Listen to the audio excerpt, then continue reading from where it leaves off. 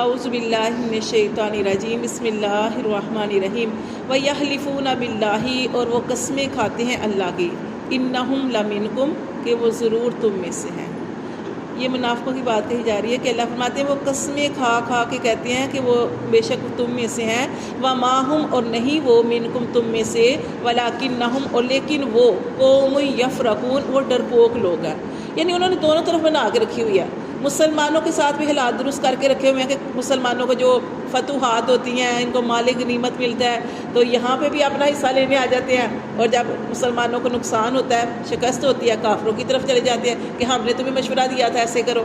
اللہ فرماتے ہیں یہ ڈرپوک لوگ ہیں، لو یجدون اگر وہ پائیں ملجأن کوئی جائے پناہ، اگر کوئی پائے جائے پناہ، او مغاراتن یا کوئی غار، اب مدخلا یا کوئی گھسنے کی جگہ، لولوا الیہ تو وہ پھر اس کی طرف لوٹ جاتے ہیں، وہم یجمعون اور وہ رسیاں توڑاتے پھرتے ہیں، ومنہم اور ان میں سے من یلمزوک کچھ ایسے ہیں جو آپ کے اوپر الزام لگاتے ہیں، فی الصدقات صدقات کے بارے میں۔ کیا صدقات کے بارے میں نبی پاک صلی اللہ علیہ وسلم کے اوپر الزام لگاتے تھے کہ آپ نے صدقات کو صحیح تقسیم نہیں کیا، آپ نے صدقات کو صحیح تقسیم نہیں کیا۔ اللہ فرماتے فَإِنْ أُوتُوا اگر وہ دیے جائیں منہا اس میں سے، اگر ان کو دیا جائے، سمجھ آئی، ردو تو وہ راضی ہو جاتی ہیں آپ سے، وَإِن لَّمْ يُؤْتَوْا اور اگر نہ وہ دیے جائیں منہا اس سے، اِذَا هُمْ يَسْخَطُونَ تو وہ ناراض ہوتے ہیں۔ تو جیسے آپ جانتے ہیں کہ نبی پاک صلی اللہ علیہ وسلم جو تھے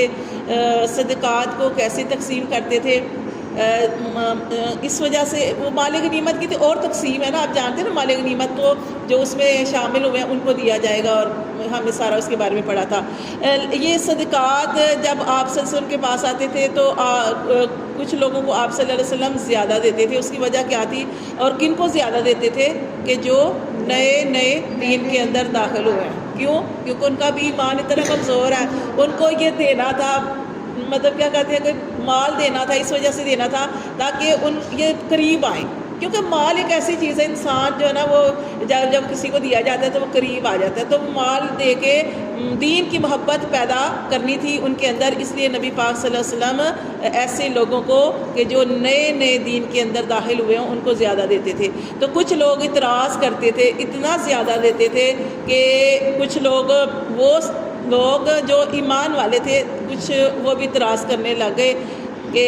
کیوں ان کو زیادہ ملا۔ کچھ منافقین، کچھ ایسے لوگ تھے منافقین، انہوں نے بھی اعتراض کیے، بہت سارے لوگوں نے اعتراض کیے، اور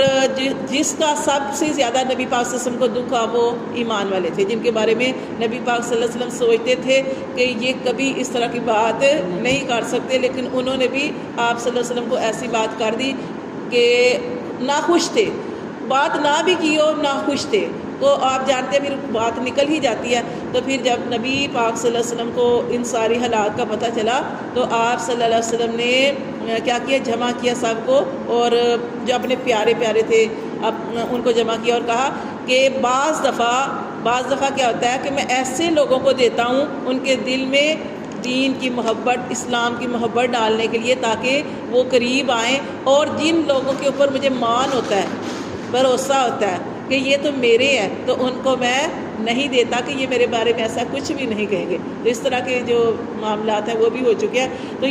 لیکن یہاں پہ جو الزام کی بات ہے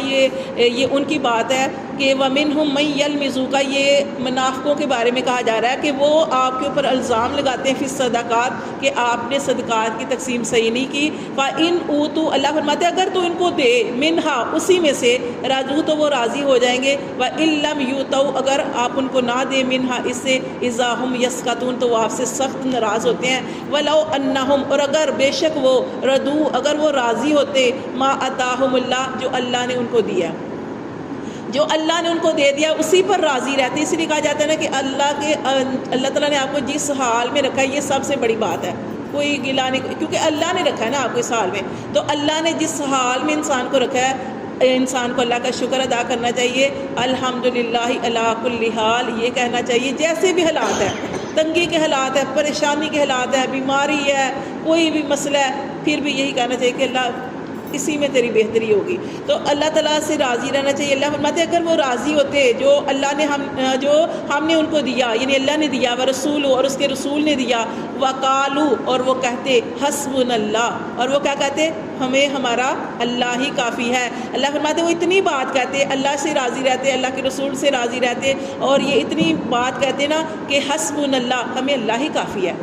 کہ سایؤتین اللہ، تو اللہ فرماتے کہ ان قریب اللہ ان کو دیتا من فضلہ اپنے فضل سے، ورسول اور اس کا رسول بھی عطا فرماتا، انا اور بے شک وہ اگر وہ کہتے انا، پھر وہ اوپر جو ہم نے آیت پڑھی حسبنا اللہ، وہ یہ کہتے کہ اللہ ہمیں کافی ہے، اور نیچے آ گیا انا الی اللہ راغبون، اور بے شک طرف ہم اللہ کی ہی راغبون رغبت کرنے والے ہیں۔ سمجھ آئیے جو اوپر آئے جو یہ یہاں پہ شروع ہوئی ہے وہاں سے، اور یہ نیچے والی انہی لوگوں کی بات کی جا رہی ہے کہ اگر وہ کہتے نا کہ میں اللہ کافی ہے، اور نیچے وَإِنَّا إِلَى اللَّهِ رَاغِبُونَ، اور بے شک ہم اپنے رب ہی کی طرف رغبت کرنے والے ہیں کہ جو جیسے بھی حالات آ جائے، تھوڑا ملے زیادہ ملے، بیماری آئے، خوشی آئے، غمی آئے، تندرستی آئے، صحت آئے، جو بھی ہے اللہ فرماتے ہیں وہ اللہ پہ راضی رہے اور اللہ کا شکر ادا کرے کہ ہمیں ہمارا رب مل گیا، ہمیں اسلام مل گیا، ہمیں دین مل گیا، یہ ہمارے لیے کافی ہے، اور ہمیں اپنے رب ہی کی طرف لوٹ کے جانا ہے۔ تو اللہ فرماتے ہیں جب وہ اس طرح کے کلمات کہیں تو انشاءاللہ اللہ ان کو دے گا اپنے فضل سے، اور اللہ کا رسول بھی ان کو